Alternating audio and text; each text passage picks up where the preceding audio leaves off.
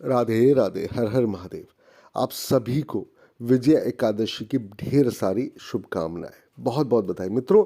फागुन मास के कृष्ण पक्ष की एकादशी को विजया एकादशी कहा जाता है। पद्म पुराण में भगवान श्री कृष्ण ने ज्येष्ठ पांडुपुत्र युधिष्ठिर को बताया है कि इस एकादशी को विजया एकादशी कहते हैं। अपने नाम के अनुसार यह बहुत ही कल्याणकारी और विजय दिलाने वाली एकादशी है। इस एकादशी की महत्ता को संसार तक पहुंचाने के लिए स्वयं भगवान राम ने इस एकादशी का व्रत पूजन किया था। इसके बाद से विजय और मोक्ष के लिए संसारी लोग इस एकादशी का व्रत करने लगे। भगवान श्री कृष्ण ने कहा है कि लंका विजय के लिए जब भगवान श्री राम सागर तट पर वानर सेना के साथ पहुंचे, तब उनके सामने सबसे बड़ी चिंता यह थी कि वह सेना सहित सागर को कैसे पार करें।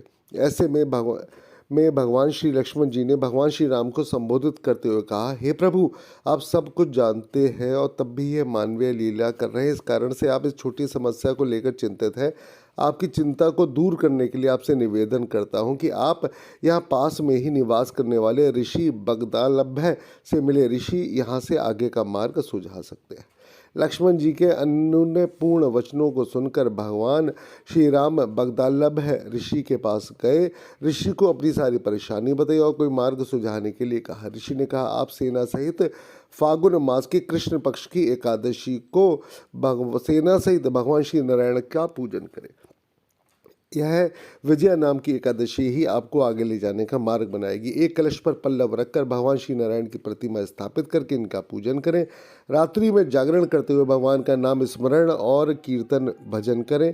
अगले दिन स्वयं भगवान की पूजा करके ब्राह्मण को दान दक्षिणा दें। इस व्रत से प्रतिष्ठा, विजया, संकट से मुक्ति और मोक्ष की प्राप्ति होती है। जो इस एकादशी व्रत की कथा को सुनता पड़ता है उसे वाजपेयी नामक उत्तम यज्ञ का पुण्य अवश्य ही प्राप्त होता है, इसमें बिल्कुल भी संशय नहीं है।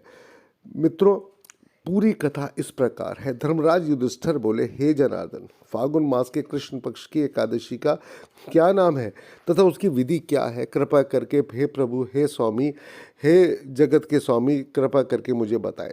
तो श्री भगवान बोले, हे राजन, फागुन मास के कृष्ण पक्ष की एकादशी का नाम ही विजय एकादशी है।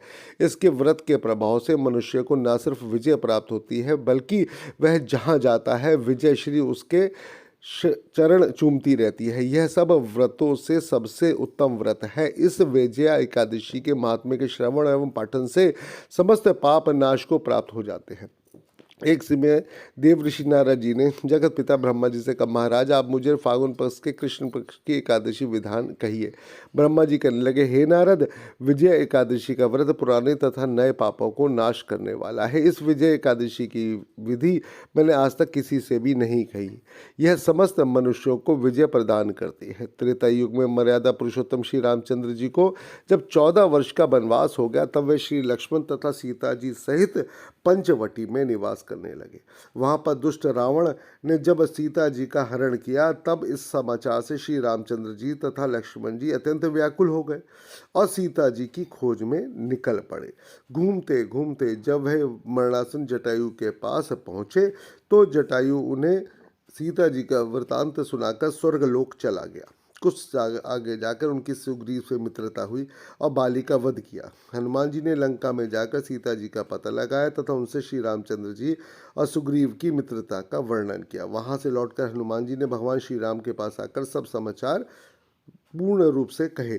तब श्री रामचंद्र जी ने वानर सेना सहित सुग्रीव की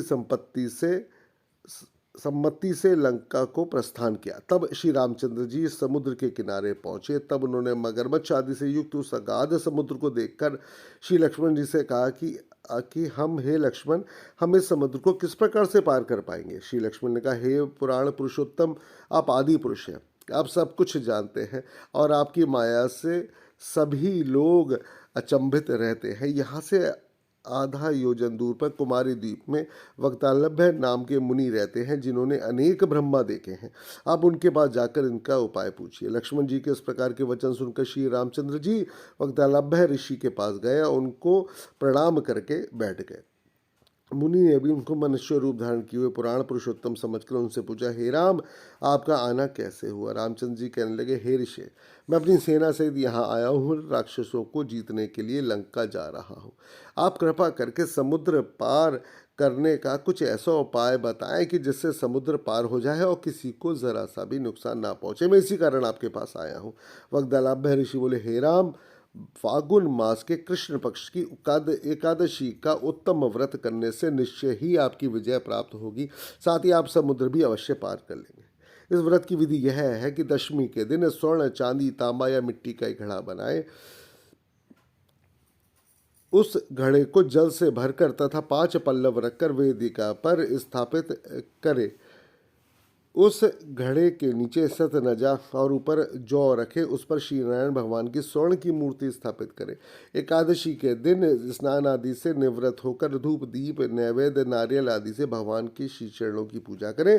तत्पश्चात घड़े के सामने बैठकर दिन व्यतीत करो। रात्रि को भी उसी प्रकार रहकर जागरण करें। द्वादशी के दिन नित्य नियम से निवृत्त होकर उस घड़े को ब्राह्मण को दान दे दे। हे राम, यदि तुम भी इस व्रत को सेनापतियों सहित करेंगे तो तुम्हारी विजय अवश्य ही प्राप्त तुम्हें होगी। श्री रामचंद्र जी ने श्री ऋषि के अनुसार इस व्रत को किया और इसके प्रभाव से दैत्यों पर विजय पाई। अतः हे राजन, जो कि मनुष्य विधि पूर्वक इस व्रत को करेगा, दोनों लोकों में उसकी अवश्य विजय प्राप्त उसको होगी। श्री ब्रह्मा जी ने नारद जी से कहा, हे पुत्र, जो कोई इस व्रत के महात्मा को पढ़ता है या सुनता है, उसको वाजपेयी यज्ञ का फल प्राप्त होता है। श्री कृष्ण गोविंद हरे मुरारी, हे नाथ नारायण वासुदेवाय। हरे कृष्णा कृष्ण कृष्ण हरे हरे, हरे राम राम राम हरे हरे, हरे राम राम राम हरे हरे, हरे कृष्णा कृष्ण कृष्ण हरे हरे, हरे राम राम राम हरे हरे, हरे कृष्णा कृष्ण कृष्ण हरे हरे, हरे राम राम राम हरे हरे, हरे कृष्णा कृष्ण कृष्ण हरे हरे, हरे कृष्ण कृष्ण कृष्ण हरे हरे, हरे राम राम राम हरे हरे, हरे राम हरे राम राम राम हरे हरे, हरे कृष्णा कृष्ण कृष्ण हरे हरे।